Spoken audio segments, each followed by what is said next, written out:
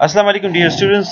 Today our topic is steps and research process. I am your course instructor Dr. Muhammad Wajid Raza. और course का नाम है business research methods. Research क्या चीज़ है, इसके टाइप्स कितने हैं, इस पे हमने पिछले लेक्चर्स में डिस्कशन की है। अगर आपको इसमें कुछ क्वेश्चन है तो आप यहाँ पे भी क्वेश्चन कर सकते हैं, अदरवाइज आप पिछले लेक्चर पढ़े तो आपको थोड़ा बहुत अंदाज़ा हो जाएगा। आज हमारा लेक्चर थोड़ा स्पेशलाइज टाइप का है। ये स्पेसिफिक रिसर्च प्रोसेस से रिलेटेड है कि अगर कोई शख्स रिसर्च करता है, स्पेसिफिकली एकेडमिक रिसर्च करता है, तो वो किन मराहिल से गुजरता है। तो रिसर्च प्रोसेस मुख्तलिफ स्टेप्स पे मुश्तमिल है। सबसे पहले आपको क्या करना है, आपने अपना टॉपिक चूज करना है। जब एक टॉपिक आप फाइनलाइज कर लेते हैं, then the second step is कि आपने इससे मुतालिक लिटरेचर रिव्यू करना होता है। लिटरेचर रिव्यू के बाद ही आप इस पोजीशन में होते हैं कि आप एक सूटेबल रिसर्च क्वेश्चन फार्मुलेट करें। स्टेप फोर्थ में आप फिर हाइपोथेसिस पे काम करते हैं। पांचवें स्टेप में आप फिर अपना रिसर्च डिज़ाइन फाइनलाइज करते हैं। छठे स्टेप में सैंपल साइज एस्टिमेशन या फिर सैंपल साइज सेलेक्ट करते हैं अपना। सातवें स्टेप में आप डेटा इकट्ठा करते हैं। आठवें स्टेप में आप इस डेटा को एनालाइज करते हैं। फिर आप इसके मुतालिक एक बेहतरीन रिपोर्ट प्रिपेयर करते हैं। और आखिरी जो स्टेप है वो है कि आपने जो काम किया है इसको आपने पब्लिश करना है। तो आप इन स्टेप्स को याद रखिए। ज़रूरी नहीं कि ये तमाम इसी सीक्वेंस से चले। मुख्तलिफ स्टडीज़ में कुछ स्टेप्स को मर्ज भी किया जाता है कि मतलब थर्ड और फोर्थ स्टेप्स ये एक ही स्टेप में कर लेते हैं। This is just a general description of the overall process. अब आज के लेक्चर में हम इन तमाम स्टेप्स पे डिटेल से बात करेंगे। तो जो फर्स्ट स्टेप है that is choosing your topic. अब अगर आप टॉपिक सेलेक्ट करते हैं तो वो कैसे सेलेक्ट करेंगे। जो नए रिसर्चर्स होते हैं, एकेडमिक रिसर्चर्स होते हैं, उनको सबसे पहले जो अहम प्रॉब्लम पेश आता है वो ये होता है कि वो जनाब आपका टॉपिक क्या है, आपने किस टॉपिक पे काम करना है।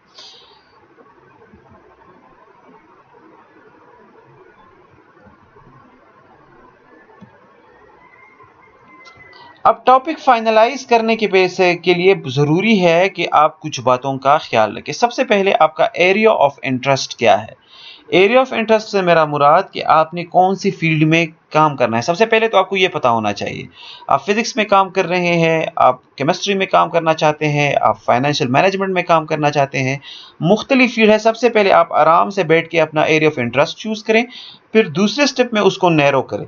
सपोज आप बिजनेस मैनेजमेंट में रिसर्च करना चाहते हैं, तो फिर आप इसको नैरो करें कि बिजनेस मैनेजमेंट में मैं फाइनेंशियल एस्पेक्ट्स पे काम करूं, मार्केटिंग रिसर्च करूं, ह्यूमन रिसोर्स मैनेजमेंट से रिलेटेड रिसर्च करूं। इसको नैरो करें। फिर इसमें से जो आप एरिया सेलेक्ट करते हैं उसको आप फिर फर्दर ब्रेक डाउन करें, उसको आप फर्दर नैरो करें। सपोज आप फाइनेंस में स्टडी करना चाहते हैं, तो फाइनेंस तो एक बहुत बड़ी फील्ड है, आप पूरे फाइनेंस को एक रिसर्च में नहीं कर सकते। आप फिर फाइनेंस को आगे छोटे छोटे पिलर्स, छोटे छोटे सब्जेक्ट्स में डिवाइड करें। सपोज फाइनेंस की अगर हम बात करते हैं तो इसमें छोटे छोटे थ्योरीज आते हैं, जैसे कैपिटल स्ट्रक्चर है, फर्म परफॉर्मेंस है, पोर्टफोलियो थ्योरी है, एसेट प्राइसिंग है, एसेट वैल्यूएशन है, एजेंसी प्रॉब्लम है, मुख्तलिफ फिर इसमें एस्पेक्ट्स हैं। तो फिर आप उस पर फोकस करें कि आपने फाइनेंस के अंदर किस चीज़ पे काम करना है। क्या आप वैल्यूएशन पे काम करना चाहते हैं, आप कैपिटल स्ट्रक्चर से मुतालिक कोई काम करना चाहते हैं। तो जब आप इस तरह चीज़ों को नैरो डाउन करेंगे तो आप एक इंतहाई छोटे या माइनर फील्ड ऑफ स्टडी पे पहुंच जाएंगे, और फिर वहाँ से टॉपिक सेलेक्ट करना बहुत ज़्यादा आसान होता है। तो सबसे पहले आपने अपना एरिया ऑफ इंटरेस्ट फाइनलाइज करना है। सपोज मैं चाहता हूँ कि मैं फाइनेंस में रिसर्च करूँ, और फाइनेंस में फिर मैं चाहता हूँ कि पोर्टफोलियो थ्योरी पे मैं काम करूँ, इन्वेस्टमेंट पे मैं काम करूँ, या फिर मैं शेयर्स पे काम करूँ स्टॉक एक्सचेंज में, कि शेयर्स पाकिस्तान में कौन से शेयर्स हैं जो ज़्यादा रिटर्न देते हैं, जिनका ज़्यादा रिस्क होता है। तो देखिए फिर टॉपिक बड़ा ईजी हो जाता है कि आपको पता चलता है कि हाँ बस मैंने शेयर्स पे काम करना है, उनका मैंने पता करना है कि कौन से शेयर्स की परफॉर्मेंस अच्छी है, कौन सी शेयर्स की परफॉर्मेंस बुरी है। तो ये तो जस्ट एन एग्जांपल था, वक्त के साथ ही आपको चीज़ें क्लियर हो जाएंगी। अब टॉपिक जो एरिया ऑफ इंटरेस्ट है या जो टॉपिक सिलेक्शन है, इसको फाइनलाइज करते हुए आपने कुछ चीज़ों का बहुत ज़्यादा ख्याल रखना होता है। सबसे पहले आपने ख्याल रखना है पर्सनल इंटरेस्ट का। आप कोशिश करें कि आप एक ऐसे टॉपिक में रिसर्च करें जिसको आप खुद भी पसंद करते हैं। ज़रूरी नहीं कि आप उस पे काम करें, आप किसी भी टॉपिक पे काम कर सकते हैं, लेकिन जो आपको खुद पर्सनली पसंद हो, अगर आप वहाँ पे काम करेंगे तो ज़्यादा चांसेस हैं कि आप सक्सेसफुल होंगे, क्योंकि आपको इनर मोटिवेशन मिलेगी। दूसरा, आपने बहुत ज़्यादा एक चीज़ के बारे में ख्याल रखना है। बेशक आपका एक टॉपिक है, वो आपका पर्सनल इंटरेस्ट है, लेकिन उसके मुतालिक आपके पास नॉलेज नहीं है, बैकग्राउंड नॉलेज आपका कम है, आपको बहुत मसाइल पेश आएंगे। तो कोशिश करें एक ऐसे एरिया ऑफ इंटरेस्ट को चूज़ करें जिसमें आपकी अंडरस्टैंडिंग ज़्यादा है, आपको पहले से चीज़ों का थोड़ा बहुत पता है, तो फिर उसमें रिसर्च करना निस्बतन आसान हो जाता है। तीसरा जो बहुत अहम फैक्टर है, जिसको मैं बहुत इंपॉर्टेंस देता हूँ, that is availability of experts. ये बहुत ज़रूरी है। अब एक शख्स कह सकता है कि ज़रूरी तो नहीं कि एक चीज़ एक फील्ड में एक्सपर्ट हो तो मैं उसी में काम करूं, मैं तो किसी में फील्ड में भी काम कर सकता हूं। यस ऑफ कोर्स, आप किसी भी टॉपिक पे रिसर्च कर सकते हैं, लेकिन जब आपके इर्द गिर्द उस एरिया के एक्सपर्ट्स मौजूद हो तो बहुत आसानी होती है चीज़ों को सही तरीके से करने की। अगर आपके पास एक्सपर्ट ना हो तो आपका बहुत ज़्यादा टाइम वेस्ट हो सकता है। अक्सर हम ऐसी चीज़ों के पीछे पड़ जाते हैं जो गलत होते हैं। वक्त के साथ फिर हमें समझ आ जाती है और हम अपनी गलतियों को रेक्टिफाई कर लेते हैं, लेकिन वो बहुत ज़्यादा लॉन्ग लास्टिंग एक्सपीरियंस होता है, अच्छा खासा टाइम और एनर्जी कंज्यूम हो जाते हैं इसमें। लेकिन आपके पास अगर एक्सपर्ट बैठे हो तो फिर निस्बतन ये आसान रहता है। वक्तन फ़ौक्तन अगर आप उनसे गाइडेंस लें तो आपका बहुत ज़्यादा टाइम भी बच जाता है और आप चीज़ों को प्रॉपरली स्ट्रीमलाइन करके चलते होते हैं। और आखिर में आपने एक और बात का भी ख्याल रखना है, दिस में लुक अ बिट सेल्फिश, लेकिन ये भी बहुत ज़रूरी है कि आप जिस एरिया पे काम कर रहे हैं उसकी मार्केट में वर्थ है कि नहीं है। कुछ ऐसे रिसर्च होते हैं जो हो सकता है वो आप करें, लेकिन फिर उस तरीके से उसकी मार्केट में वर्थ ना हो। तो बेहतर ये है कि आप ऐसी चीज़ों पे काम करें जिसकी आजकल मार्केट में डिमांड है, क्योंकि फिर आपका काम भी लोग ज़्यादा पढ़ेंगे, उसकी मार्केटेबिलिटी भी होती है और उसको मार्केट में इम्पोर्टेंस भी मिलती है। और ज़रूरी नहीं कि आप इन 4 पॉइंट्स को बिल्कुल हार्ड एंड फास्ट रूल समझ के करें। रिसर्च में आपके पास आज़ादी है, आप इनके बगैर भी काम कर सकते हैं, लेकिन दीज आर जस्ट गाइडलाइंस। अगर ये आप फॉलो करते हैं तो हमारे एक्सपीरियंस के मुताबिक इससे आपको अच्छा खासा फ़ायदा होता है। अब ये देखिए, जैसे कि मैं topic area of interest choose कर लिया है, उससे फिर हमने नैरो करके फाइनेंस या एचआर या मार्केटिंग में आ गए हैं। और जब हम इन पे आते हैं तो इनमें हम ख्याल रखते हैं कि जी हमारे पास पर्सनल इंटरेस्ट क्या है, बैकग्राउंड नॉलेज क्या है। इन चीज़ों से हम एक ख़ास किस्म के टॉपिक पे पहुंच जाते हैं। लेकिन अभी जो स्पेसिफिक रिसर्च क्वेश्चन हमने सेलेक्ट करना है वो हम तभी सेलेक्ट कर सकते हैं जब हमें उस एरिया में प्रॉब्लम का पता हो, एक मसले का पता हो, क्योंकि जब जहाँ मसला होता है उसके सोल्यूशन के लिए हम रिसर्च करते हैं। तो प्रॉब्लम का कैसे पता चलेगा? दो तरीके हैं, या तो आप लिटरेचर रिव्यू पढ़ें, वहाँ से आपको पता चल जाएगा कि इस फील्ड ऑफ स्टडी में अभी कौन कौन से मसाइल पे काम होना बाकी है या नहीं हुए। या फिर आप ये भी कर सकते हैं कि जो जिस फील्ड में आप काम कर रहे हैं उसमें आप अपने पर्सनल एक्सपीरियंस को देखें, कि जब आप उस एरिया के बारे में सोचते हैं तो आपने कौन से प्रॉब्लम्स फेस किए हैं प्रैक्टिस में। तो इस तरीके से आपको एक ब्रॉडर प्रॉब्लम मिल जाता है जो बाद में फिर जाके आप आराम से नैरो करके एक स्पेसिफिक स्पेशलाइज्ड रिसर्च क्वेश्चन बना सकते हैं। लेकिन ये प्रॉब्लम आइडेंटिफाई करते वक्त अगर आप किसी ऑर्गेनाइजेशन के साथ काम कर रहे हैं तो आपने फिर उस ऑर्गेनाइजेशन के गोल्स और ऑब्जेक्टिव्स को भी मद्देनज़र रखना है। वहाँ से भी आपको प्रॉब्लम आइडेंटिफिकेशन में अच्छी खासी मदद मिल जाती है। याद रखिएगा, रिसर्च आपने ही करनी है, लेकिन रिसर्च करते हुए आपने मुख्तलिफ लोगों से डिस्कशन ज़रूर करनी है, क्योंकि जब तक आप ओपन नहीं होते अपने टॉपिक के बारे में, अपने प्रॉब्लम स्टेटमेंट के बारे में, तब तक आप लोगों की राय नहीं जानते। और ये ज़रूरी होता है रिसर्च में कि आप मुख्तलिफ लोगों के साथ डिस्कशन करें, क्योंकि यहाँ से आपको बहुत मज़े के टिप्स मिल जाते हैं। जो प्रॉब्लम जिस चीज़ पे आप काम कर रहे हैं, खुल के उसको मुख्तलिफ लोगों के साथ डिस्कस करें जो आपके टॉपिक में इंटरेस्ट ले रहे हैं। जब वो आपकी डिस्कशन सुनेंगे तो वो आप पे क्रिटिसिज्म करेंगे, वो आप पे क्रॉस क्वेश्चंस करेंगे। जब आप पे क्रॉस क्वेश्चन होंगे, इससे एक तो आपकी अंडरस्टैंडिंग बढ़ेगी, दूसरा जब क्रॉस क्वेश्चन होते हैं तो इंसान की थिंकिंग एबिलिटी इन्हेंस होती है, आपको आपके कंफर्ट जोन से बाहर निकाला जाता है, फिर क्वेश्चन के आंसर के लिए आपका दिमाग जोर लगाता है, आप पढ़ते हैं, तो इससे फ़ायदा बहुत होता है। तो जब भी आपने टॉपिक चूज़ करना है रिसर्च के लिए, या फिर अगर आप में से कोई टॉपिक है जहन में, तो वो टॉपिक दूसरों के साथ डिस्कस ज़रूर करें। डिस्कशन के लिए आप रिसर्च ग्रुप्स होते हैं, बहुत से ऑनलाइन ग्रुप्स है, उसमें आप जाके आप अपना आइडिया प्रेजेंट करें, बहुत से लोग आपको बड़े मज़े के सजेशंस दे देंगे। मैंने पहले अर्ज़ किया कि लिटरेचर रिव्यू बहुत ज़रूरी है। जब भी आपने किसी चीज़ पे काम करना है, पहले आप उसके बारे में पढ़ें कि आप मुझसे पहले कितने लोगों ने इस पे काम किया है और किस तरीके का काम पहले से हो चुका है। जब आप ये लिटरेचर पढ़ते हैं तो वहाँ से आपको बहुत ज़्यादा नॉलेज मिल जाती है। आपको बड़े आसानी से पता चल जाता है कि लोग ये काम कैसे करते हैं, उनका तरीक़ाकार क्या था, कौन-कौन से एस्पेक्ट कवर हो चुके हैं और कौन से एस्पेक्ट अभी होने बाकी है। आखिर में हमेशा कोशिश करें कि out of the box thinking करें। बिल्कुल एक कुएं के मेंढक की तरह सोच भी नहीं थी कि आप बस रूल्स एंड रेगुलेशंस में आपने खुद को जकड़ लिया हो और आप खुल के सोच ना करें। आप जब किसी प्रॉब्लम के बारे में सोचते हैं तो out of the box thinking करें। ज़हन खोल के अपनी ओपन योर हॉरिज़न। इससे क्या होता है कि आपको बड़े यूनिक और जो वक्त की ज़रूरत होते हैं वो आइडियाज़ आपके पास आते हैं।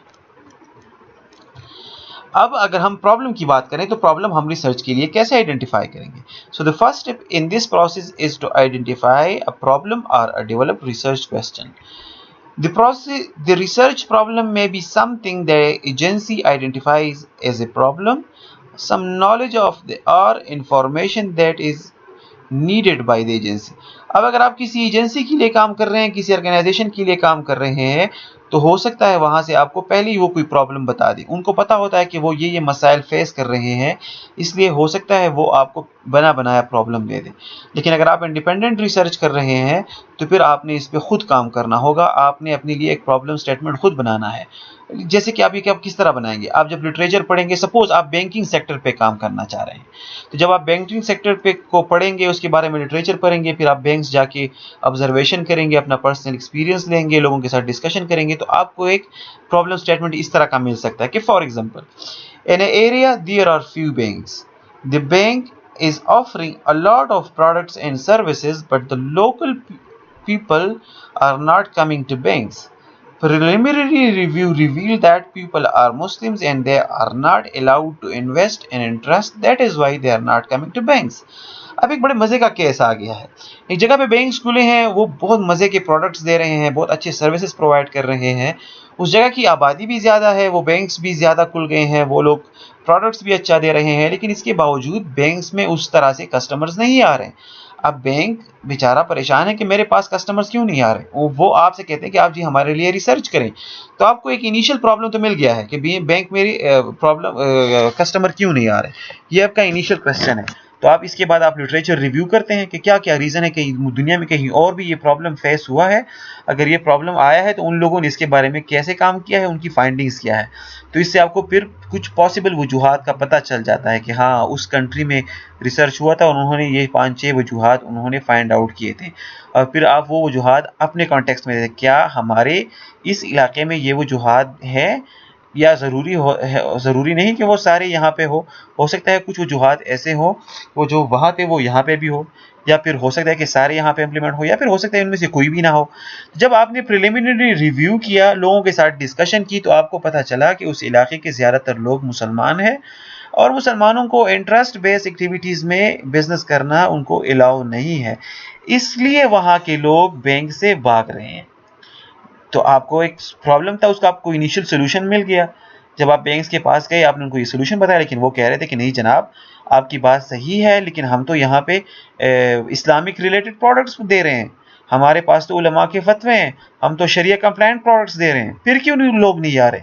अब आप परेशान हो गए। लेकिन ये देखिए, आपकी परेशानी के साथ साथ ये क्वेश्चन भी रिफाइन हो रहा है, आप प्रॉब्लम की डेप्थ तक पहुंच रहे हैं। तो ये एक प्रोसेस है, एकदम से पता नहीं चलता। फिर आप सोच में पड़ गए कि जनाब ये हमारे लोग मुस्लिम है, तो ये बैंक्स तो मुसलमानों के लिए शरिया कंप्लायंट प्रोडक्ट्स भी दे रहे हैं, फिर ये क्यों नहीं आ रहे हैं। तो क्वेश्चन यहाँ पे क्या हो गया, then why customers are not coming, this is a major area of concern for the banking industry.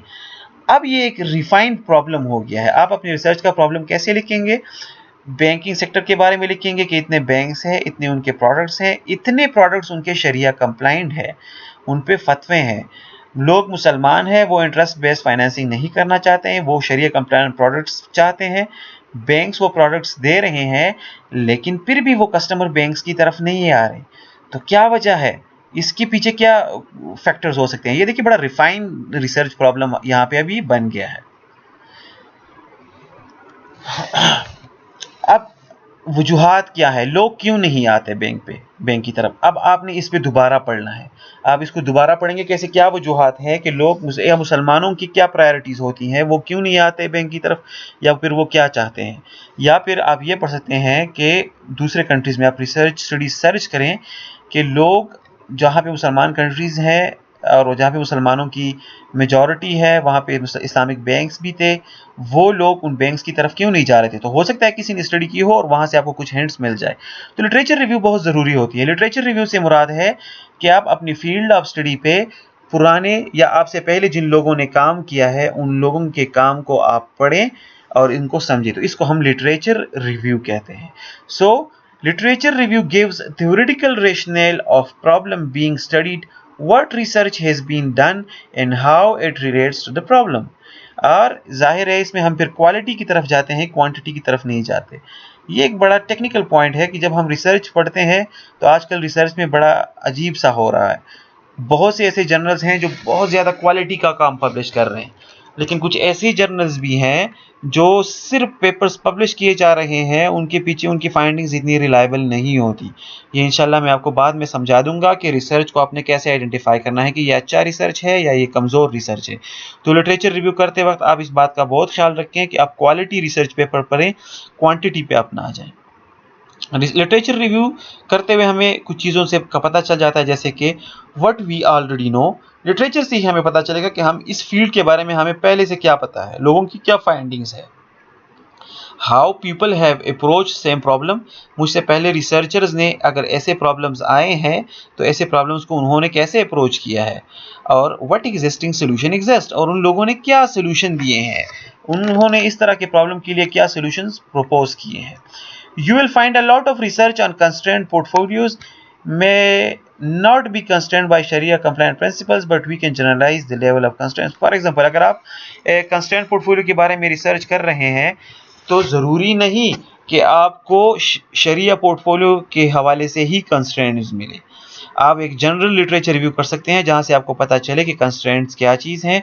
Portfolio पे अगर हमने कंस्ट्रेंट लगाने हैं तो वो कंस्ट्रेंट कितने होते हैं, फिर आप उन कंस्ट्रेंट में से अपने हिसाब से कंस्ट्रेंट चूज़ कर सकते हैं। जो शरिया के मुताबिक हो वो आप चूज़ करें, जो शरिया के मुताबिक ना हो वो आप चूज़ ना करें। अब ये बैंकिंग का जो प्रॉब्लम हमने लिया, तो हमारा प्रॉब्लम क्या है कि मुसलमान लोग इस्लामिक बैंक्स की तरफ क्यों नहीं आ रहे। अब हो सकता है इस पे स्टडीज़ हुई हो, लेकिन हो सकता है आपको एक बहुत अच्छी स्टडी मिल जाए लेकिन वो मुसलमानों की या इस्लामिक बैंक्स के हवाले से ना हो, वो जनरल एक स्टडी हो और वो कहता हो कि लोग बैंक्स की तरफ क्यों नहीं आ रहे। तो क्या आप इस स्टडी को पढ़ेंगे? Yes of course you have to study it.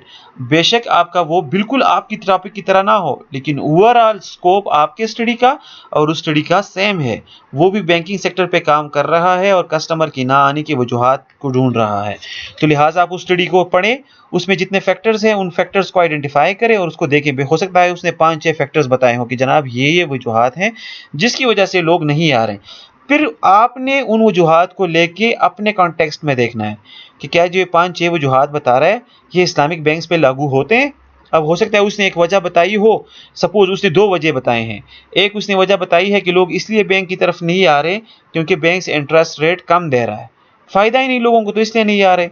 दूसरा उसने वजह बताया है कि लोग बैंकिंग पे ट्रस्ट नहीं कर रहे हैं, ट्रस्ट नहीं है। तो 2 फैक्टर्स आइडेंटिफाई हो गए, लो इंटरेस्ट रेट एंड ट्रस्ट। अब आपको पता चल गया कि अच्छा 2 वजूहात हो सकती हैं जिनकी वजह से लोग बैंक पे नहीं आते, एक इंटरेस्ट है और एक ट्रस्ट है। अब जब आप अपने इस्लामिक बैंकिंग की तरफ आते हैं और वहाँ पे पढ़ते हैं तो आप कहते हैं कि नहीं जी ये दोनों फैक्टर्स तो हमारे लिए कारआमद नहीं हो सकते। क्यों? इंटरेस्ट की तो बात ही नहीं हो सकती इस्लामिक बैंक्स में। तो ये देखिए ये एक फैक्टर था जो उस स्टडीज़ ने आइडेंटिफाई किया था, उसके लिए ये ठीक था। लेकिन आप फिर अपने स्टडी के लिए इसको आइडेंटिफाई करके इसको मॉडिफाई कर लेते हैं। आप कहते हैं नहीं इंटरेस्ट मैं यूज़ नहीं करूँगा क्योंकि इंटरेस्ट है ही नहीं शरिया कंप्लाइंट बैंकिंग में, तो फिर ये तो फैक्टर नहीं हो सकता। लेकिन अगर ट्रस्ट की बात करें तो हाँ हो सकता है ये फैक्टर हो सकता है वहाँ के जो मुसलमान लोग हो उनको बैंकिंग पे ट्रस्ट ही ना हो, हैं तो इस वजह से वो नहीं आ रहे हो। तो देखें आपको प्रायर स्टडी से किसी दूसरे शख्स की स्टडी से एक बना बनाया फैक्टर मिल गया। तो अब ये आपका क्वेश्चन जो आपका रिसर्च प्रॉब्लम है वो और भी नैरो हो गया। अब आपका प्रॉब्लम क्या हो गया, आप कहेंगे कि जनाब मैं एक स्टडी करना चाह रहा हूं जिसमें मैं ये देखूंगा कि लोगों का बैंकिंग पे ट्रस्ट है या नहीं है। तो आपके जो क्वेश्चंस होंगे लोगों से वो बड़े स्पेसिफिक क्वेश्चन होंगे। आप लोगों से ट्रस्ट के बारे में क्वेश्चन कर लेंगे और आपकी फाइंडिंग्स आ जाएंगी कि वाकई लोग ट्रस्ट की वजह से आ रहे हैं या नहीं आ रहे हैं। तो ये देखिए इस तरीके से हम बड़े आसानी से चीज़ों को स्ट्रीमलाइन कर लेते हैं। जब आप लिटरेचर रिव्यू करते हैं तो आप कोशिश करें कि आप गैप फाइंड करें। गैप क्या होता है कि मुख्तलिफ लोगों ने काम किया होगा, मुख्तलिफ लोगों ने डिफरेंट एस्पेक्ट कवर किए होंगे, लेकिन आपने ढूंढना है कि ऐसे कौन सा एस्पेक्ट है जिस पे मुझसे पहले रिसर्चर्स ने काम नहीं किया। और अगर आपको कोई ऐसा एस्पेक्ट मिलता है तो उसको हम रिसर्च गैप कहते हैं। तो आपकी जो रिसर्च स्टडी होगी वो उस गैप को फिल करने के लिए होगी। तो रिसर्च का बेसिक मकसद ही यही है कि आप रिसर्च गैप आइडेंटिफाई करें और उस गैप को फिल करें। अब लिटरेचर रिव्यू मैंने क्यों करनी है, क्या वजह है? तो it give the big picture of the field. ये आपको उस फील्ड के हवाले से बड़ा तस्वीर दिखा देगा, नॉलेज दिखा देगा, आपको चीज़ों के बारे में तो बता देगा, मुख्तलिफ लोगों ने क्या क्या काम किए हैं, उनके काम का तरीक़ाकार क्या है, ये सब फटाफट आपको लिटरेचर रिव्यू से पता चल जाएगा। Introduce the work that you will use. आपको ये दूसरे लोगों से मुतारिफ करवा देगा, आपको आपके काम से रिलेटेड जितना काम हुआ है उससे मुतारिफ करवा देगा। Introduce the limitations of these work and why they don't solve your problem. Literature review करते हुए आपको ये भी पता चल जाएगा कि जो पुराने लोगों ने या मुझसे पहले जिन लोगों ने काम किया है उन लोगों की काम में लिमिटेशंस क्या था, उन्होंने कौन सी गलतियां की थी या फिर लिमिटेशंस क्या थी, और आपके काम में वो किस तरह से असरअंदाज नहीं हो सकते। Give hints on what your solution will have to address. और ये लिटरेचर आपको ये भी बता देगा कि आपने जो सोल्यूशन प्रोवाइड करना है वो सोल्यूशन कौन से प्रॉब्लम को और किस तरीके से एड्रेस करेगा। Also very important reasons for conducted literature review. ये नीचे मैंने कुछ रीजंस दिए हैं, ये भी बड़े ज़रूरी हैं, इससे भी आपको लिटरेचर रिव्यू की अहमियत का पता चलता है। You will be able to know who are the pioneer worker who are the pioneers of work in your area of interest. आप जिस फील्ड में काम कर रहे हैं, जैसे ही आप लिटरेचर रिव्यू काम करते हैं वहाँ से आपको पता चल जाता है कि आपके काम में बड़े बड़े साइंटिस्ट कौन है, किन लोगों ने आपके एरिया ऑफ इंटरेस्ट जो है जिसमें आप काम कर रहे हैं फील्ड में, किन किन लोगों ने इसमें काम किया है और इसमें बड़े बड़े स्कॉलर्स कौन है, इन टॉपिक्स को शुरू में किन लोगों ने सर्च किया था, किन लोगों ने आइडेंटिफाई किया था। तो जब आप उन लोगों का काम पढ़ते हैं तो आपको बहुत ज़्यादा नॉलेज मिलती है इससे। Who are active researcher in the field.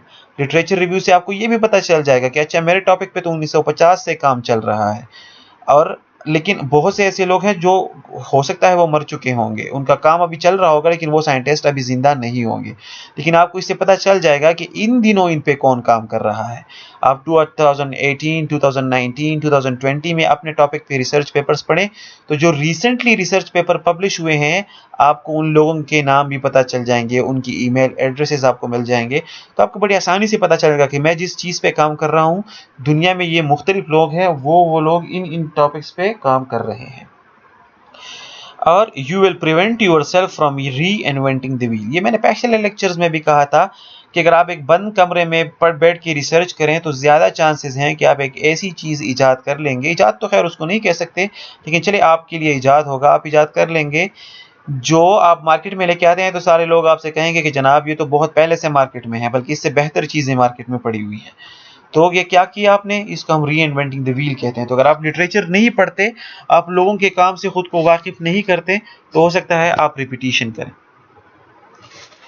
अब लिटरेचर रिव्यू अगर आपने करनी है तो क्वेश्चन ये है कि जनाब मैं लिटरेचर कहाँ से पढ़ूंगा, मुझे तो अपने कोर्स में बुक्स दिए जाते हैं, उनके अलावा तो मेरे पास किसी चीज़ नहीं है, मेरे पास एक्सेस ही नहीं है।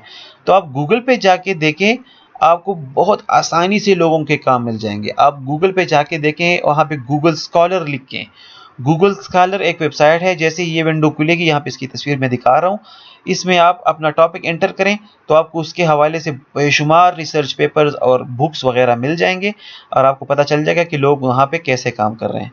इसके अलावा एक एल्सेवियर है, ये बहुत अहम वेबसाइट है, इस पे आपको बड़े आसानी से रिसर्च पेपर्स मिल जाएंगे। साइंस डायरेक्ट है, एमरल्ड ग्रुप है, ये मुख्तलिफ वेबसाइट्स हैं, सर्च इंजन्स हैं, इन पे आप आराम से बहुत सारे बुक्स और रिसर्च पेपर्स आप इनमें जाके इन पे सर्च करें और आप वहाँ से इसको पढ़ सकते हैं। अब जनाब आप लिटरेचर रिव्यू कर लेते हैं तो उसके बाद स्टेप आता है कि आपने अपना रिसर्च क्वेश्चन फार्मूलेट करना है। So the third step is clarify the problem. Many times the initial problems identified in the first step of the process is too large or broader in scope.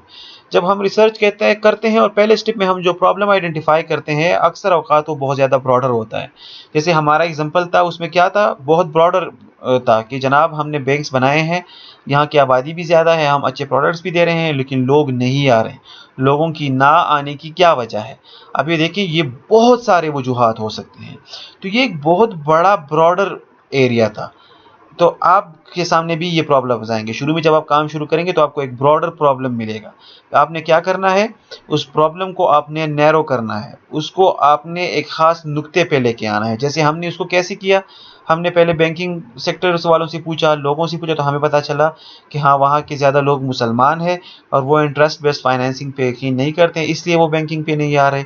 जब हमने और study की, banking से मुलाकात की, तो उन्होंने कहा नहीं जनाब हम तो इस शरिया कंप्लाइंट प्रोडक्ट्स दे रहे हैं, फिर क्यों नहीं आ रहे? अब प्रॉब्लम थोड़ा और भी सीधा हो गया। लेकिन जब हमने फिर आगे इसको पढ़ा तो हमें पता चला कि हो सकता है कि लोगों का ट्रस्ट ना हो, इसलिए वो बैंक की तरफ नहीं आते। ट्रस्ट तो एक कंपोनेंट है। हो सकता है आपको लिटरेचर रिव्यू से पता चले कि फाइनेंशियल लिटरेसी एक अहम रोल प्ले करती है। फाइनेंशियल लिटरेसी क्या है कि आप लोगों के पास नॉलेज हो, आप बैंकिंग सेक्टर के काम के तरीक़ाकार को समझें, आप इस्लामिक प्रोडक्ट्स और नॉन इस्लामिक प्रोडक्ट्स को समझें, इनके बारे में आपको नॉलेज हो। तो अगर एक इलाके में कि लोगों के पास नॉलेज ही ना हो, तो जब नॉलेज नहीं होगा तो वो जाहिर है वो फिर उस तरफ आएंगे ही नहीं। तो फाइनेंशियल लिटरेसी भी हो सकती है, ट्रस्ट भी हो सकता है। तो ये देखिए एक बड़े प्रॉब्लम को हमने स्पेसिफिक किया दो चीज़ों पे कि फाइनेंशियल लिटरेसी और ट्रस्ट की वजह से शायद लोग नहीं आ रहे। तो इस तरीके से आप अपना प्रॉब्लम आइडेंटिफाई करते हैं। यहाँ पे आप देखें, यहाँ हमने लिखा है कि for example the research problem is about banking sector business. This topic is very broad and could be studied based on financial literacy, trust on banks, Sharia compliance, general income of people, saving of people, perceived image of banks.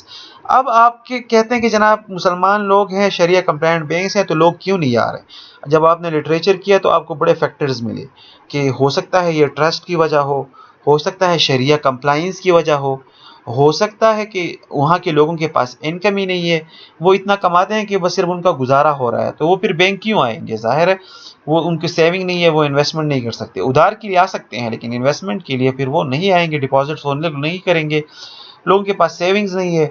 या फिर banks का जो image है ये भी एक अच्छा role play करता है, क्योंकि अक्सर इलाकों में ये होता है कि लोगों के जहनों में बैंक्स का एक बहुत ज़्यादा गलत इमेज बिठाया जाता है, लोग उससे डरते हैं। ये देखिए अब ये मुख्तलिफ फैक्टर्स हो गए।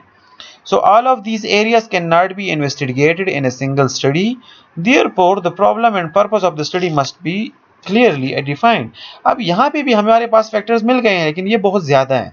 फाइनेंशियल लिटरेसी अलग एक दुनिया है, ट्रस्ट अलग चीज़ है, शरिया कंप्लायंस अलग चीज़ है। तो अब इसको हमने फर्दर नैरो करना है, एक ख़ास रिसर्च क्वेश्चन पे पहुँचना है। तो जब हम एक खास रिसर्च क्वेश्चन पे पहुंचते हैं तो वो क्वेश्चन में वो हम कैसे आइडेंटिफाई करेंगे, तो उसमें यूजुअली 4-5 चीज़ों का बड़ा ख्याल रखना होता है। और ये एक डायग्राम जो मैंने दिया है, ये डायग्राम हमें हेल्प करता है कि हम एक ब्रॉडर प्रॉब्लम से एक स्पेसिफिक रिसर्च क्वेश्चन पे आए। इसको हम पीकॉट भी बोलते हैं, PICOT। पी से मुराद है population, I is for intervention, C is for comparison, O is for outcome and T is for time. अब अगर मैं इस अपने रिसर्च प्रॉब्लम को बहुत ज़्यादा नैरो करना चाहूँ तो वो मैं कैसे करूँगा? The researcher has decided that the purpose of the study is to determine if male customer has background knowledge of banking sector compared to those who have no knowledge, can it improve his involvement with bank services? अब देखें मैंने वो broader research problem से एक specific question पे आ गया हूँ। Question क्या है कि जनाब अगर सिर्फ मर्द हजरात कस्टमर जो है, अगर उनके पास बैकग्राउंड नॉलेज हो बैंकिंग सेक्टर का, मतलब उसने BBA किया हो या फाइनेंस के कुछ कोर्सेज पढ़े हो या फिर किसी ट्रेनिंग सेमिनार में उसने हिस्सा लिया हो लेकिन उससे उसको नॉलेज मिली हो, तो एक ऐसा मेल कस्टमर जिसके पास बैकग्राउंड नॉलेज है और एक ऐसा मेल कस्टमर जिसके पास बैकग्राउंड नॉलेज नहीं है, तो इन दोनों में कितना फ़र्क है? कौन बैंक की तरफ ज़्यादा आएगा और कौन बैंक की तरफ नहीं आएगा? तो देखें अब हमने क्वेश्चन बड़ा नैरो कर दिया है। अब हमें पता है कि हमने डेटा किससे लेना है, उन कस्टमर से लेना है जिनके पास बैंकिंग रिलेटेड मालूमात हो, देखिए अब हमें पता चल गया कि माशरे में हमने किन लोगों से डाटा इकट्ठा करना है, और फिर उनको भी हमने फर्दर नैरो कर दिया है कि उनमें से सिर्फ मर्द हजरात से लेना है। आप खवातीन हजरात से भी ले सकती हैं, आप दोनों से भी ले सकते हैं, लेकिन मैं सिर्फ मिसाल दे रहा हूँ। अब इस क्वेश्चन में अगर आप देखें तो जो पी है पॉपुलेशन, ये हमारा मेल एडल्ट हो गया, वो लोग जो मर्द हैं और एडल्ट हैं। आई क्या है, इंटरवेंशन। शर्त दूसरी हमने ये रखी कि उनसे हम डेटा लेंगे जिनके पास फाइनेंशियल लिटरेसी हो, जिनको फाइनेंस का नॉलेज का पता हो। तीसरा सी कंपैरिजन, फिर हमने कंपैरिजन किससी है, तो हमने वो लोग लेने हैं जिनके पास नॉलेज हो, और वो लोग जिनके पास नॉलेज नहीं है उनके साथ हमने कंपैरिजन करना है। और आउटकम क्या आएगा, बैंक इन्वॉल्वमेंट, कि ये लोग जिनके पास नॉलेज है और जिनके पास नॉलेज नहीं है, वो उन दोनों का बैंक में इन्वॉल्वमेंट कितना है, दोनों बैंक्स की तरफ आ रहे हैं, दोनों बैंक्स की तरफ नहीं आते, या कौन सा ग्रुप बैंक की तरफ ज्यादा आ रहा है, कौन सा ग्रुप बैंक की तरफ कम आ रहा है। तो ज्यादा चांसेस है कि हमारी स्टडी से फाइंडिंग्स आएंगी कि वो लोग जिनके पास फाइनेंशियल लिटरेसी ज्यादा है वो बैंक्स की तरफ ज्यादा आते हैं, वो बैंक्स के साथ डीलिंग ज्यादा करते हैं। जिन लोगों के पास फाइनेंशियल लिटरेसी नहीं है वो लोग नहीं आते। तो अब इस तरह की फाइंडिंग्स अगर आपकी आएंगी तो बैंक वाले बड़े खुश होंगे। आप उनसे कह सकते हैं कि जनाब मेरी ये रिकमेंडेशन है, मैंने ये स्टडी की है, रिसर्च की है, मुझे ये पता चला है कि जी बहुत बड़ा अहम रोल प्ले करता है फाइनेंशियल लिटरेसी। तो आप लोग फटाफट ट्रेनिंग्स अरेंज करें, वर्कशॉप्स अरेंज करें, आप लोग ब्रूशर्स बनाएं, पंपलेट्स बनाएं और इन लोगों में ये बांटें, ताकि लोगों को पहले तो बैंकिंग सेक्टर की समझ आए, फिर उनको ये पता चले कि शरिया कंप्लायंट प्रोडक्ट्स भी हैं, फिर उनको ये पता चले कि शरिया प्रोडक्ट कंप्लायंट प्रोडक्ट्स अगर शरिया है तो क्यों शरिया है। तो जिससे आप लोगों की में फाइनेंशियल लिटरेसी इंक्रीज कर लेंगे, और फिर वो लोग आपकी स्टडी वो लोग आपके बैंक की तरफ आ जाएंगे। तो ये देखिए बड़ी मजे की स्टडी हो जाती है। और अब जो रिसर्च क्वेश्चन हमने आइडेंटिफाई कर लिया उसको आप देखें, this purpose is more narrowly focused and researchable than the original problem. अब बजाय इसके कि मैं ये कहूं कि जनाब लोग बैंक की तरफ क्यों नहीं आ रहे, ये बहुत बड़ा क्वेश्चन हो जाता है और उसको करना थोड़ा सा मुश्किल होता है। लेकिन अगर उसके बजाय मैं ये कहूं कि आया मेल कस्टमर जिनके पास फाइनेंशियल लिटरेसी है वो बैंक्स की तरफ ज़्यादा आते हैं मुकाबले में उनके जिनके पास लिटरेसी नहीं है, तो ये बड़ा आसान क्वेश्चन हो जाता है और इसके मुतालिक डेटा इकट्ठा करना और एनालिसिस करना much easier than the broader one. अब रिसर्च क्वेश्चन जब आप फार्मुलेट करते हैं तो उसमें आपने उसकी क्वालिटी का ख्याल रखना है। तो कौन सी चीज़ों का ख्याल रखना है, remember the question should be feasible. Feasible से क्या मुराद है कि number of participant resources will be available. आपने जो क्वेश्चन आइडेंटिफाई किया है आप उस पर कोशिश करें कि वो ऐसे हो कि वो फीजिबल हो। जब आप उसके मुतालिक डेटा इकट्ठा करेंगे तो आपको पता हो कि इतने इसके लोग होंगे जो मुझे आराम से डेटा मिल जाएगा। अगर आप इस तरह के कोई क्वेश्चन आइडेंटिफाई करें कि उसके या तो लोग ही अवेलेबल ना हो या फिर बहुत कम हो, 5-6 लोग ही ऐसे हों जो आपको डेटा दे सकते हो, तो फिर इसकी में आपकी स्टडी का वो मज़ा नहीं रहता, वो रिलायबल नहीं होती, क्योंकि जितने लोग ज़्यादा होते हैं, जितने रिस्पॉन्सेज ज़्यादा होते हैं, उतनी हमारी फाइंडिंग्स रिलेवेंट होती है। Research question must be interesting, should be able to attract readers and investors. आपका रिसर्च क्वेश्चन ऐसा होना चाहिए कि जो एकदम से लोगों को अट्रैक्ट करे, रीडर्स को अट्रैक्ट करे, ताकि लोग आपके काम को पढ़ें, और ये इन्वेस्टर्स को भी अट्रैक्ट करें, वो आपके आइडियाज़ को पसंद करें, उसमें इन्वेस्टमेंट करें। Your research question must B novel. Novel से मुराद यूनिक, ये पहले किसी ने ना किया हो। कोशिश करें ऐसे रिसर्च क्वेश्चंस पे काम करें जो यूनिक हो, जिनको लोगों ने डिस्कस नहीं किया हो। Your research question must be ethical. कोशिश करें कि आपके रिसर्च क्वेश्चन जो है वो अखलाकी अकदार का पास रखें। Your research question must B relevant. Relevant से मुराद कि ये जो एग्जिस्टिंग बॉडी ऑफ नॉलेज है उसमें ये कुछ ना कुछ नॉलेज ज़रूर इंक्रीज करें। अब formulation of hypothesis is the fourth step. अब जब आपके पास क्वेश्चन आ गया है तो उस क्वेश्चन के बाद आप हाइपोथेसिस बनाते हैं। हाइपोथेसिस क्या है, it is a tentative explanation for certain phenomena और इवेंट्स व्हिच हैव अकर्ड और will occur. Hypothesis is the claim of researcher. There are two types of hypothesis. Hypothesis क्या चीज़ है, जब आप इतनी ज़्यादा डिस्कशंस कर लेते हैं, बैंकिंग सेक्टर को पढ़ लेते हैं, लिटरेचर रिव्यू कर लेते हैं, लोगों के साथ डिस्कशंस कर लेते हैं, और तब आपकी बहुत अच्छी अंडरस्टैंडिंग डेवलप हो जाती है। आपको इस पॉइंट पे तकरीबन पता चल चुका होता है कि इस इलाके के लोग बैंक्स की तरफ क्यों नहीं आ रहे होते। अब सिर्फ बाकी ये है कि आपने डेटा इकट्ठा करना है और जो आपकी जहन में फैक्टर्स है उसको आपने टेस्ट करना है कि क्या यही रीज़न है। इस तरह हमने कहा कि फाइनेंशियल लिटरेसी एक बहुत बड़ा रीज़न है। तो अब आप इस फाइनेंशियल लिटरेसी के बारे में आपने हाइपोथेसिस बनाना है। तो आपके हाइपोथेसिस दो तरह के होते हैं, एक नल हाइपोथेसिस होता है और दूसरे को हम अल्टरनेटिव हाइपोथेसिस कहते हैं। नल हाइपोथेसिस को हम H0 से लिखते हैं, अल्टरनेटिव हाइपोथेसिस को हम H1 से लिखते हैं। नल हाइपोथेसिस वो हाइपोथेसिस होता है जो रिसर्चर चाहता है कि रिजेक्ट हो, अल्टरनेटिव हाइपोथेसिस वो हाइपोथेसिस होता है जो रिसर्चर का हाइपोथेसिस होता है और रिसर्चर चाहता है कि ये एक्सेप्ट हो। अब हमारा जो केस है उसमें नल हाइपोथेसिस क्या होगा कि जनाब फाइनेंशियल लिटरेसी का मेल कस्टमर्स के बैंक इन्वॉल्वमेंट पे कोई असर ही नहीं है। देखिए हम इस तरह लिखेंगे कि कोई असर ही नहीं है, तो ये नल हाइपोथेसिस होगा क्योंकि हम इसको रिजेक्ट करना चाहते हैं। तो इसके मुकाबले में अल्टरनेटिव हाइपोथेसिस क्या होगा, जो हमारा क्लेम है वो अल्टरनेटिव हाइपोथेसिस होगा। तो उसको हम कैसे लिखेंगे कि yes there exist significant relationship between financial literacy of male customers and their bank involvement, कि हम दावा कर रहे हैं कि जनाब फाइनेंशियल लिटरेसी मेल कस्टमर्स में और बैंक इन्वॉल्वमेंट में बहुत ज़्यादा स्ट्रांग रिलेशनशिप है। अब ये देखिए ये मेरा दावा हो गया। तो हाइपोथेसिस आपने हमेशा दावा, जिस तरह दावा लिखते हैं दावे की सूरत में लिखना है। तो H0 आपने इस तरह लिखना है कि वो रिजेक्ट हो, तो आप लिखेंगे देयर इज नो रिलेशनशिप। और H1 कैसे लिखेंगे, there is significant relationship between financial literacy and bank involvement. अब ये देखिए यहाँ पे मैंने एग्जांपल दिए हैं कि a bank customer has background knowledge of banking sector compare to those who have no knowledge, can it improve his investment with bank services.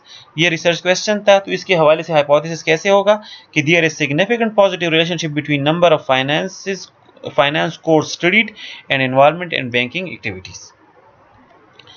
जब आपका रिसर्च क्वेश्चन तैयार हो जाता है, आपका हाइपोथेसिस बन जाता है, तो उसके बाद आपने क्या करना है, आपने अपने हाइपोथेसिस को टेस्ट करना है। हाइपोथेसिस को टेस्ट करने के लिए आपने रिसर्च डिज़ाइन करना होता है कि मैं अपना रिसर्च कैसे डिज़ाइन करूंगा, कैसे प्रोसीड करूंगा। आप रिकॉल करें साउंडर ओनियन का जो मैंने आपको बताया था, एक रिसर्च प्रोसेस किया कि आपने पहले पैराडाइम सेलेक्ट करना है, फिर data types, population, sample size, time horizon. तो आपको अगर नहीं याद तो काइंडली जाके साउंडर रिसर्च में जो लेक्चर है उसको पढ़ें, रिसर्च ओनियन वाला, वहाँ से आपको अंदाज़ा हो जाएगा। यहाँ पे मैं इसको शॉर्टकट करके समझाता हूँ। How will the study be conducted. अब रिसर्च डिज़ाइन में आपने किन बातों का ख्याल रखना है कि जो हम ये अभी स्टडी करने जा रहे हैं फाइनेंशियल लिटरेसी पे, तो ये मैं कौन से पैराडाइम से करूँगा, ये पॉजिटिविस्ट पैराडाइम से होगा या इंटरप्रेटिविस्ट पैराडाइम से होगा।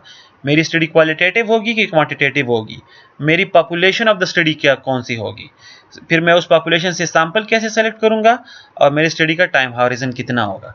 तो इन चीज़ों का जवाब आपने देना है अपने रिसर्च डिज़ाइन में। फिर आपने सेलेक्टिंग द सैंपल। अब आपने, चूंकि पॉपुलेशन होता है आपका कि वो तमाम लोग इस इलाके के जो मेल हैं जिनके पास बैंकिंग सर्विसेज पे नहीं जा रहे, वो आपके पॉपुलेशन है। अब आप इन तमाम से डाटा इकट्ठा नहीं कर सकते, क्यों, टाइम इतना नहीं होता, बजट नहीं होता, एक्सेस भी नहीं होता तमाम लोगों को।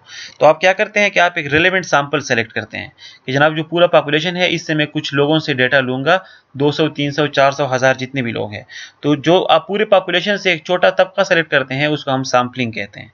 Sampling means procedure by which some members of the population are selected as representative of the entire population. तो हम क्या करते हैं कि अगर शहीद बेनज़ीर यूनिवर्सिटी में हमने स्टडी करनी हो कि जनाब यहाँ पे स्टूडेंट्स का क्या परसेप्शन है इस यूनिवर्सिटी के बारे में, तो पूरी यूनिवर्सिटी के स्टूडेंट से भी हम डेटा इकट्ठा कर सकते हैं, लेकिन इसके बजाय हम ये कर सकते हैं कि जनाब हर डिपार्टमेंट से 10-10 लोग ले लें और उनसे डेटा इकट्ठा करें। तो ये जो 10-10 लोग होंगे ये पूरे पॉपुलेशन को रिप्रेजेंट कर लेंगे। सैंपल साइज अगर आपने चूज करना है, क्वेश्चन दूसरा ये है कि हमने सैंपल लेना है तो हमारा सैंपल कितना होना चाहिए। हमें अपनी स्टडी के लिए 10 लोग चाहिए, 20 लोग चाहिए, 100 लोग चाहिए, 1000 लोग चाहिए। तो जितने लोग होंगे, जितने रिस्पॉन्डेंट्स होंगे, उसको सैंपल साइज कहता है। तो सैंपल साइज कितना होना चाहिए, तो ये डिपेंड करता है कि अगर आपका पॉपुलेशन बहुत ज़्यादा हो, जो आपके लोग हैं, जो आपके रिस्पॉन्डेंट ज़्यादा हैं, तो फिर उस हिसाब से आपने अपना सैंपल भी ज़्यादा लेना है। फिर 2-3 लोगों से काम नहीं चलेगा।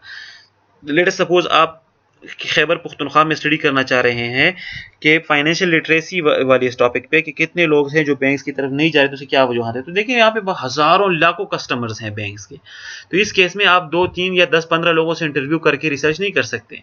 आपको बहुत ज़्यादा लोग सेलेक्ट करने होंगे, 500, 1000, 2000 तक के लोग आपको सेलेक्ट करने होंगे। तो जितनी आपकी पॉपुलेशन ज़्यादा होगी उतना आपका सैंपल भी ज़्यादा होगा।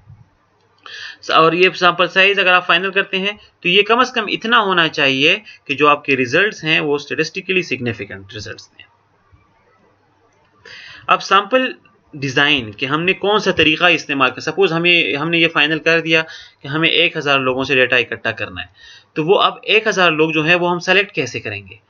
क्या हम लकी ड्रा से 1000 नाम निकालेंगे, क्या हम उनको खुद सेलेक्ट करेंगे, क्या किसी वेबसाइट से सेलेक्ट करेंगे, तो ये इसको हम कहते हैं सैंपल डिज़ाइन। उनको हम किस तरीके से उनसे डेटा इकट्ठा करेंगे। तो इसके लिए दो तरीक़ाकार यूज़ होते हैं, एक प्रोबेबिलिटी सैंपलिंग होता है और एक नॉन प्रोबेबिलिटी सैंपलिंग होता है। तो या तो आप प्रोबेबिलिटी सैंपलिंग करें या नॉन प्रोबेबिलिटी सैंपलिंग करें। तो जो प्रोबेबिलिटी सैंपलिंग है वो आप मुख्तलिफ तरीकों से कर सकते हैं। इसमें आप सिंपल रैंडम सैंपलिंग कर सकते हैं। सिंपल रैंडम सैंपलिंग का मतलब होता है, सॉरी, पहले प्रोबेबिलिटी सैंपलिंग और नॉन प्रोबेबिलिटी सैंपलिंग को समझें। प्रोबेबिलिटी सैंपलिंग का वो तरीक़ाकार है जिसमें हर एक रिस्पोंडेंट के सेलेक्ट होने के एक जितने चांसेस होते हैं। नॉन प्रोबेबिलिटी सैंपलिंग कौन सा होता है? एक ऐसा सैंपलिंग टेक्निक जिसमें तमाम पॉपुलेशन के हर एक मेंबर्स के सेलेक्ट होने के चांसेस एक जैसे ना हो, कुछ के चांसेस ज़्यादा हो, कुछ के चांसेस कम। तो प्रोबेबिलिटी सैंपलिंग में हम या तो सिंपल रैंडम सैंपलिंग करते हैं। इससे क्या मुराद है? सपोज आप एक डब्बा में आपको देता हूं, उसमें रेड और वाइट बाल्स पड़े हैं। तो अब ये देखिए जितने बाल्स हैं, आप अगर आंखें बंद करके इसमें हाथ डालेंगे तो जो रेड बॉल है या वाइट बॉल है, उनके सिलेक्शन के चांसेस एक ही जितने हैं। तो ये प्रोबेबिलिटी सैंपलिंग होता है। तो सिंपल रैंडम सैंपलिंग क्या होता है? जब आप इसमें हाथ डालेंगे और जौन सा भी आपके हाथ लग गया तो वो सिंपल रैंडम सैंपलिंग हो गया। या फिर जब आप क्वेश्चनेयर बनाते हैं और आप बाहर निकलते हैं, तो जो भी कस्टमर आपके सामने आता है उसको आप कह सकते हैं कि जनाब उसे आप डेटा इकट्ठा कर लें। तो प्रोबेबिलिटी सैंपलिंग में आपका सिस्टमेटिक सैंपलिंग भी होती है, स्ट्रेटिफाइड सैंपलिंग भी है और क्लस्टर सैंपलिंग है। नॉन प्रोबेबिलिटी सैंपलिंग में आपकी कन्वीनियंस सैंपलिंग है, जजमेंटल सैंपलिंग है और कोटा सैंपलिंग है। इस पे मैं आगे जाके एक पूरा लेक्चर दूंगा कि ये मेथड कैसे होते हैं और इनके प्रोज एंड कॉन्स क्या है। यहाँ पे आप सिर्फ इतना समझें कि सैंपलिंग डिजाइन या तो हम प्रोबेबिलिटी सैंपलिंग से कर सकते हैं या नॉन प्रोबेबिलिटी सैंपलिंग से, और इन दोनों के फिर मुख्तलिफ चार मेथड्स हैं। अब आपने एक बात का ख्याल रखना है कि जिन लोगों से आपने डेटा इकट्ठा करना है उनको आपने ये इन्फॉर्म्ड कंसेंट के थ्रू करना है। इन्फॉर्म्ड कंसेंट के थ्रू से मुराद क्या है कि जिन लोगों से डेटा आप लेते हैं उनको आप पूरे इन्फॉर्मेशन दें, उनकी मर्जी से करें, उनकी मर्जी के बगैर आप डेटा इकट्ठा ना करें, ये एथिकल नहीं है। तो आप उनको क्या इन्फॉर्मेशन देंगे? थोड़ा सा उनको रिसर्च के बारे में बताएंगे कि रिसर्च किस चीज़ के बारे में है, इस रिसर्च को अगर आप रिस्पॉन्स करते हैं इसमें रिस्क अवेलेबल है या रिस्क है इसमें या रिस्क नहीं है, उनको कोई बेनिफिट्स हैं या नहीं है। इस तरह के जो ये नीचे जो मैंने लिखे हैं अल्टरनेटिव्स के बारे में, कॉन्फिडेंशियलिटी के बारे में, कंपेंसेशन के बारे में, कॉन्टैक्ट्स के बारे में, और इन तमाम चीज़ों के बारे में आपने उनको पूरी इन्फॉर्मेशन देनी होगी। इसके बाद ही आप उनसे डेटा इकट्ठा करेंगे। अब जब उनको आपने सैंपल साइज सेलेक्ट कर लिया, उनको इन्फॉर्मेशन दे दिए, तो इसके बाद स्टेप कौन सा है कि आपने डेटा इकट्ठा करना है। तो it is necessary to collect data that are appropriate. तो डेटा दो तरीका का होता है, एक को प्राइमरी डेटा कहते हैं, एक को सेकेंडरी डेटा कहते हैं। प्राइमरी डेटा वो डेटा होता है जो रिसर्चर अपने हाथ से इकट्ठा करता है। ये डेटा पहले से नहीं अवेलेबल होता, रिसर्चर खुद ही इस तरह का डेटा कलेक्ट करते हैं। सेकेंडरी डेटा कौन सा होता है? ये वो डेटा है जो रिसर्चर खुद नहीं बनाता बल्कि पहले से अवेलेबल होता है, रिसर्चर सिर्फ जाके उसको कलेक्ट कर लेता है। फॉर एग्जांपल, आपकी जो फाइनेंशियल लिटरेसी के हवाले से स्टडी है, तो इसके लिए आपको प्राइमरी डेटा चाहिए होगी, क्योंकि ये डेटा भी मार्केट में नहीं पड़ा हुआ। तो आप क्वेश्चनेयर बनाएंगे या फिर आप इंटरव्यू के जरिए लोगों से पूछेंगे और उनके राय जानेंगे। तो प्राइमरी डेटा हम कैसे इकट्ठा करते हैं? या तो ये क्वेश्चनेयर के थ्रू करते हैं, या फिर ऑब्जर्वेशंस के थ्रू, या फिर कंज्यूमर ट्रायल्स के थ्रू, हाल टेस्ट के थ्रू, या फिर फोकस ग्रुप के थ्रू। 5-6 मेथड्स हैं, इनके जरिए आप प्राइमरी डेटा इकट्ठा कर सकते हैं। सेकेंडरी डेटा ये ऑलरेडी वेबसाइट्स पे पड़ा होता है, आपने सिर्फ वहाँ जाके इसको उठाना है। तो ये आर्टिकल्स में मिल सकता है, आपको बुक्स में मिल सकता है, अखबार से मिल सकता है, इंटरनेट पे पड़ा होता है, सीडीज डीवीडीज से मिल सकता है, ऑफिशियल जो वेबसाइट्स है उससे मिल सकता है। सपोज आप पाकिस्तान की जीडीपी के बारे में रिसर्च करना चाहते हैं, तो आप जीडीपी को खुद से कैलकुलेट कर सकते हैं, लेकिन वो बहुत मुश्किल होता है, इतनी इन्फॉर्मेशन आपके पास नहीं होते। ज़्यादा चांसेस होते हैं कि जो कैलकुलेशन आप करते हैं वो गलत हो, वो रिलायबल ना हो। तो ऐसे केसेस में आप प्राइमरी डेटा इकट्ठा ना करें, ऐसे केसेस में आप सेकेंडरी डेटा इकट्ठा करें। स्टेट बैंक की वेबसाइट पे जाएं, उन्होंने तमाम मेहनत की है, जीडीपी उन्होंने ऑलरेडी कैलकुलेट की है, वहां से बनाया ये डेटा उठा लें। स्टॉक मार्केट के हवाले से आपको डेटा चाहिए तो आप प्राइमरी डेटा ना लें, आप स्टॉक मार्केट पे जाके उनका ऑलरेडी अवेलेबल डेटा लें। बैंकिंग सेक्टर के हवाले से डेटा चाहिए तब भी आप सेकेंडरी डेटा यूज़ करें। तो ये मुख्तलिफ वेबसाइट्स होते हैं, उन वेबसाइट्स पे ये डेटा पड़ा होता है। सपोज आप मैक्रो इकोनॉमिक वेरिएबल्स के बारे में स्टडी करना चाहते हैं, तो बहुत से वेबसाइट्स हैं, जिस तरह एक वेबसाइट है IFS, वहाँ पे पूरी दुनिया का मैक्रो इकोनॉमिक डेटा पड़ा हुआ है। वर्ल्ड बैंक जो है वो भी उसकी एक वेबसाइट है, वर्ल्ड बैंक डेटा बैंक, वहाँ आप जाके देखें तो GDP, GNP, पॉपुलेशन और इन चीज़ों के मुताबिक तमाम डेटा वहाँ पे पड़ा हुआ है। तो ये डेटा सेकेंडरी डेटा कहलाएगा। जब आपके पास डेटा आ जाता है तो उसके बाद आपने एनालिसिस करने हैं। अब एनालिसिस करते हुए, एनालिसिस क्या चीज़ है? एनालिसिस इसलिए ज़रूरी होता है कि आपका जो क्लेम है, आपने जो दावा किया है, उसको आपने फैक्ट्स एंड फिगर से प्रूव करना है कि जो दावा आप कर रहे हैं वाकई वो हकीकत है। जिस तरह आप कह रहे हैं कि फाइनेंशियल लिटरेसी एक अहम रोल प्ले कर रहा है लोगों के बैंकिंग सेक्टर के आने में, तो इसको अभी आपने प्रूव करना है। आपने लोगों से डेटा लेना है और उस डेटा के बाद आपने उनको साबित करके बताना है कि देखिए जनाब, मैंने 500 लोगों से डेटा इकट्ठा किया, 450 लोग ऐसे थे जो कह रहे थे कि वाकई फाइनेंशियल लिटरेसी है, हम बैंक की तरफ जाएंगे। तो देखिए, जब आपके रिसर्च में इस तरह के फिगर्स आप प्रेजेंट करेंगे तो आपके रिसर्च वैलिड भी होगा और लोग उसको एक्सेप्ट भी करेंगे। जब तक आपके पास नंबर्स ना हो तब तक ज़्यादा चांसेस हैं कि लोग आपकी इस फाइंडिंग्स को उतनी इंपॉर्टेंस ना दें।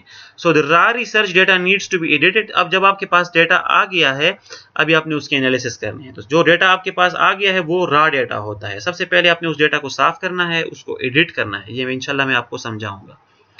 आप इसको हाथ से भी साफ कर सकते हैं, आप कंप्यूटर सॉफ्टवेयर भी यूज कर सकते हैं। The analysis plan follow from the researcher objective of the study. Association and relationships of variable are identified and discussed in the light of specific problem.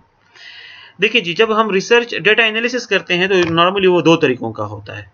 एक को डिस्क्रिप्टिव एनालिसिस कहते हैं और एक को इन्फेरेंशियल एनालिसिस कहते हैं। डिस्क्रिप्टिव स्टैटिस्टिक आप करते हैं जहां से आपको, जब आप डेटा क्लीन कर लेते हैं फिर आप डिस्क्रिप्टिव स्टैटिस्टिक लगाते हैं। तो डिस्क्रिप्टिव स्टैटिस्टिक्स में या तो आप सेंट्रल टेंडेंसी मेजर करते हैं या मेजर ऑफ डिस्पर्शन करते हैं। वहां पे आप ग्राफ्स वगैरह, frequency distribution, arithmetic mean, geometric mean, ये चीज़ें आप कैलकुलेट करते हैं और वहां से आपको डेटा के जनरल कैरेक्टरिस्टिक्स का पता चलता है कि डेटा की खसूसियात क्या है। लेकिन यहाँ से आपको ये पता नहीं चलेगा, जैसे कि अभी आपने बैंकिंग पे स्टडी की है तो वहाँ से आपके डिस्क्रिप्टिव स्टैटिस्टिक कैसे आएंगे कि आपने जो डेटा इकट्ठा किया है वो कितने लोगों से इकट्ठा किया है, जिन लोगों से इकट्ठा किया है उनके एज कितने थे, 25 से 30 साल वाले कितने थे, 30 से 40 साल वाले कितने थे, उनमें जॉब होल्डर्स कितने थे, बगैर जॉब के कितने थे, कितने लोग कहते हैं कि जनाब फाइनेंशियल लिटरेसी अहम रोल प्ले कर रहा है, कितने लोग कह रहे हैं कि रोल प्ले नहीं कर रहा, इनकी एवरेज क्या रही है, इनकी स्टैंडर्ड डिविएशन क्या है। ये चीज़ें आपको डिस्क्रिप्टिव स्टैटिस्टिक्स से पता चल जाएंगी। लेकिन ये जो कॉजल रिलेशनशिप है, जो हम कह रहे हैं कि हाँ जनाब फाइनेंशियल लिटरेसी और बैंक इन्वॉल्वमेंट के बीच ताल्लुक है, ये रिलेशनशिप है, ये रिलेशनशिप डिस्क्रिप्टिव स्टैटिस्टिक्स से प्रूव नहीं होता। इसके लिए आपने इन्फेरेंशियल स्टैटिस्टिक करनी है। इन्फेरेंशियल स्टैटिस्टिक क्या है? इन्फेरेंशियल स्टैटिस्टिक में आप ऐसे स्टैटिस्टिकल टूल्स यूज करते हैं जहां से आप टेस्ट करते हैं, हाइपोथेसिस जो है वो आप टेस्ट करते हैं और वहां से आप बताते हैं कि आपका हाइपोथेसिस एक्सेप्ट हो गया है या रिजेक्ट हो गया है। तो अगर आपको याद हो, आपने स्टैटिस्टिक में पढ़े थे T test, Z test, F test और काई स्क्वायर टेस्ट। ये टेस्ट हम यूज करते हैं कि यहाँ से हमें पता चले कि हमारे जो हाइपोथेसिस है वो रिजेक्ट हो गया है या एक्सेप्ट हो गया है। इन्फरेंशियल स्टैटिस्टिक में आप रिग्रेशन एनालिसिस और कोरिलेशन एनालिसिस भी करते हैं, जहाँ से आपको ये अंदाज़ा होता है कि जो वेरिएबल्स हैं वो आपस में उनका ताल्लुक है या नहीं है। इंशाल्लाह इस पर डिटेल से डिस्कशन करेंगे, लेकिन आज के लिए आप इतना देखें कि डेटा एनालिसिस में हमने डिस्क्रिप्टिव एनालिसिस की बात की और फिर इन्फरेंशियल एनालिसिस की बात की। अब जब आपने अपने रिजल्ट्स बना लिए हैं, एनालिसिस आपने कर लिए हैं, डिस्क्रिप्टिव स्टैटिस्टिक्स भी आपने कर लिए हैं, इन्फरेंशियल स्टैटिस्टिक भी कर लिए हैं, आपको पता चल गया है कि आपके कौन कौन से हाइपोथेसिस एक्सेप्ट हो गए हैं, कौन से हाइपोथेसिस रिजेक्ट हो गए हैं। उसके बाद आपने एक रिपोर्ट लिखनी है।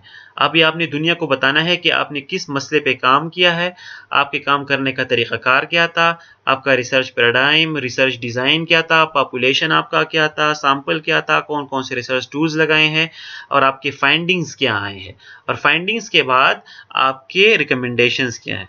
तो इन पूरी चीज़ों को जब आप लिखते हैं तो इसको हम रिपोर्ट कहते हैं। आप एक रिसर्च पेपर या जब आप थीसिस लिखते हैं, थीसिस या रिसर्च पेपर भी आपका रिपोर्ट होता है। तो रिपोर्ट पे भी हम इंशाल्लाह डिटेल से क्लास लेंगे, लेकिन आज इसको थोड़ा पड़ता है। जब आप रिपोर्ट लिखते हैं तो उसमें आपने 4-5 चैप्टर्स डालने होते हैं। पहले चैप्टर में आप लिखते हैं कि जनाब इंट्रोडक्शन आप करते हैं अपने टॉपिक का, कि कौन से टॉपिक पे आपने काम किया है, आपका रिसर्च क्वेश्चन क्या था, प्रॉब्लम आपका क्या है, सिग्निफिकेंस क्या है। फिर आप एक और चैप्टर डालते हैं, उसमें हम लिटरेचर रिव्यू भी डालते हैं कि हमने किन किन लोगों का काम पढ़ा है अपना काम करने के लिए। फिर आपने समरी ऑफ फाइंडिंग्स देनी होती है कि जो आपने फाइंडिंग्स की है उसके आपने खुलासा देना होता है। फिर आपने इसको कंक्लूजन के जरिए अपने रिपोर्ट को वाइंड अप करना है। एंड ऑफ द रिपोर्ट आप अपेंडिसेस भी डाल सकते हैं।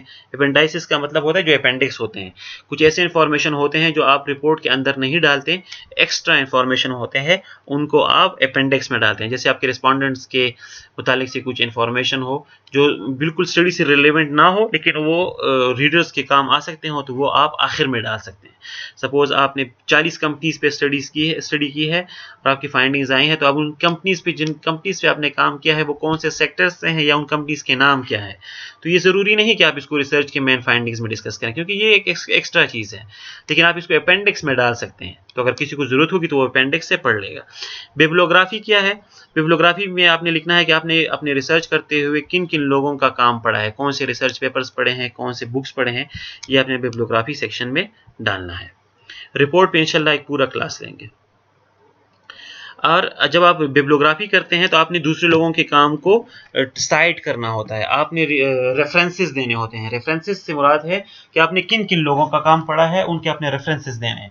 तो रेफरेंसेस आप हाथ से भी दे सकते हैं मैनुअली, लेकिन इसके लिए आप सॉफ्टवेयर भी यूज़ कर सकते हैं, जैसे मेंडले है, जोटेरो है, किका है, मुख्तलिफ किस्म के सॉफ्टवेयर है, लेटेक्स है, एंडनोट है, बिबडेस्क है, जेब्रेफ है। तो ये जहाँ पे मैंने ये वेबसाइट्स के नाम दिए हैं, सॉरी ये सॉफ्टवेयर्स हैं, ये सॉफ्टवेयर्स यूज़ होते हैं आपके रिपोर्ट लिखने में, आपको हेल्प आउट करते हैं। और आखिरी जो स्टेप होता है उसको हम कहते हैं कि आप अपनी स्टडी पब्लिश करें। ये बहुत ज़रूरी होता है। आप स्टडी पब्लिश क्यों करते हैं? ये बड़े मज़े का डायग्राम मुझे मिला था, ये मैंने इसमें डाला है। आप इसमें देखिए, एक बंदे ने जो रिसर्च किया है, अब उसको वो पब्लिश करने जा रहा है। तो पब्लिकेशन बहुत टफ काम होता है।